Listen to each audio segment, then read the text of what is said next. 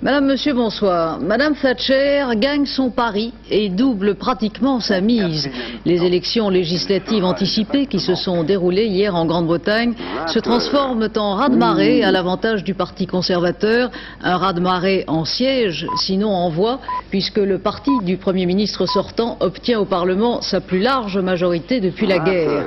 Les résultats du scrutin accentuent la déroute du Parti travailliste, victime de sa radicalisation et de ses échecs passés, et confirme la difficulté pour un troisième parti, le parti de l'Alliance des libéraux et des sociaux-démocrates, de fausser le mécanisme du scrutin majoritaire à un tour. Ce fut une élection historique, je suis très fier de l'honneur qui m'a été conféré, a déclaré Margaret Thatcher, casquée de son triomphe. Finalement, a-t-elle ajouté, je veux dire merci à mon mari Denis qui a été absolument merveilleux pendant toute la campagne. On est homme politique, on n'en est pas moins femme. De Londres, Bernard Rapp analyse la portée de ces élections. Un raz-de-marée, un plébiscite, une victoire sans précédent, ce lendemain d'élection s'écrit décidément avec des superlatifs. Et de fait, quelle victoire pour Margaret Thatcher qui ne dissimulait pas sa joie cette nuit lors de son retour au 10 Downing Street. C'est en effet la première fois dans l'histoire parlementaire de la Grande-Bretagne qu'un parti au pouvoir est réélu avec une telle majorité de sièges. Cela dit, le Parti conservateur n'est pas pour autant majoritaire en voix dans le pays. Les conservateurs ont ainsi obtenu un peu moins de voix qu'il y a 4 ans et, vous le voyez ici, beaucoup plus de sièges en raison essentiellement de la forme du scrutin et du redécoupage électoral du pays. Il n'en demeure pas moins qu'il s'agit d'une victoire remarquable qui autorise le gouvernement conservateur à poursuivre la politique économique et sociale menée depuis 4 ans avec une tentation, profiter de l'ampleur du résultat pour aller très vite, trop vite peut-être. Pourquoi pas? Fondamentalement, à mon avis, c'est une femme extrêmement prudente. Elle parle de temps en temps de façon un peu, peut-être même féroce. Mais ses actions sont toujours très délibérées. Et je crois qu'on verra une continuité presque totale de ce qui s'est passé jusqu'à maintenant.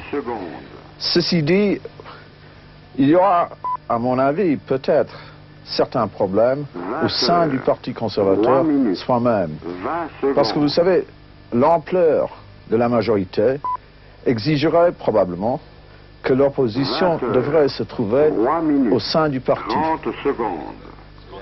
C'était la tristesse et un certain désarroi qui régnaient en revanche chez les travaillistes pour lesquels cette élection représente une défaite cuisante au terme d'une campagne par trop désunie. On essayait donc de faire bonne figure cette nuit à l'état-major travailliste, mais apparemment le cœur n'y était pas. Pourtant, l'on parlait déjà du futur. Le parti doit penser ses blessures et redéfinir une ligne cohérente avant de rentrer dans la bataille. Les travaillistes estiment en effet que l'élection a trop tourné autour de la personnalité de Mme Thatcher et pas assez autour de son bilan. Et aujourd'hui, ils comptent sur les erreurs de leurs adversaires. Je suis persuadé que l'importance de cette élection est dans le Parti conservateur. Alors il y a maintenant non simplement une majorité écrasante en termes de sièges, mais une majorité pour Mme Thatcher dans son propre parti. Alors c'est tout à fait fini.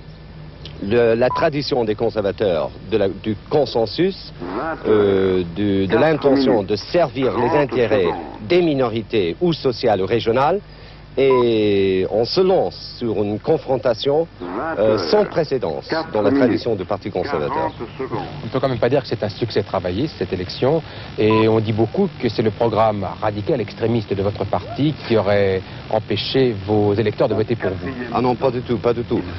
Le programme du Parti travailliste ici, en termes, par exemple, de l'extension du secteur public, a été beaucoup moins radical que le programme commun de la gauche. Aussi, Mme Thatcher a une majorité populaire beaucoup moins, au-dessous de ceux de la présidence en France ou des élections législatives. Alors qu'est devenu le parti de centre-gauche, me direz-vous, cette alliance qui avait suscité tant d'espoir ces dernières semaines? Eh bien, elle a été proprement laminée, là encore, par la forme même du scrutin qui ne laisse apparemment pas de place pour les petits partis. 2 chiffres sont révélateurs à cet égard. 7 millions de Britanniques ont voté pour l'alliance, qui n'obtient pourtant que 17 sièges, soit 10 de moins que ceux dont elle disposait dans la chambre précédente.